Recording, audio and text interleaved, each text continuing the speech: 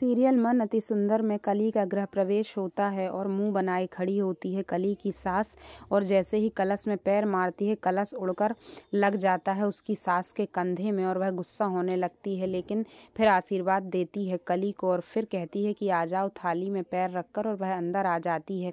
तभी दादी कहती हैं कि अब दिव्यम और राधिका का भी सही से गृह प्रवेश होगा, और ताई जी उसके लिए एक बड़ी थाली लेकर आती हैं और थाली में डालती हैं सिंदूर और उसी में ऑयल डाल देती हैं जिसमें राधिका गिर जाए, और फिर लेकर आती हैं थाली और जैसे ही रखती हैं पैर तो राधिका स्लिप हो जाती है, लेकिन उसे दिव्यम बचा लेता है और फिर दोनों घर के अंदर आ जाते हैं। दादी उसे आशीर्वाद नहीं देती, वह भोलेनाथ से कहती है, हे प्रभु आपने सब कुछ ठीक कर दिया, आपका बहुत बहुत धन्यवाद।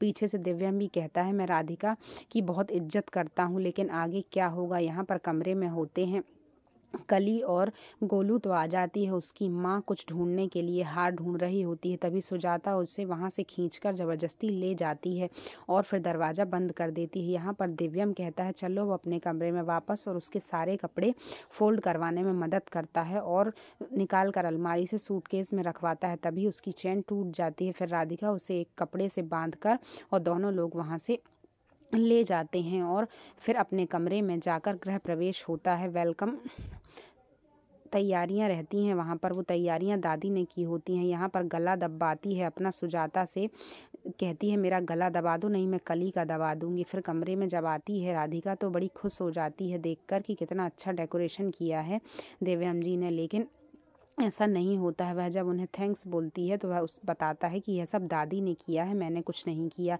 राधिका की सास कहती है कि ये खानदानी हार अब मैं नहीं दूंगी राधिका को, और दिव्यम कहता है कि ये कमरा वैसा ही तो है जैसा पहले था, तुम तो पहले भी इस कमरे में आती जाती थी।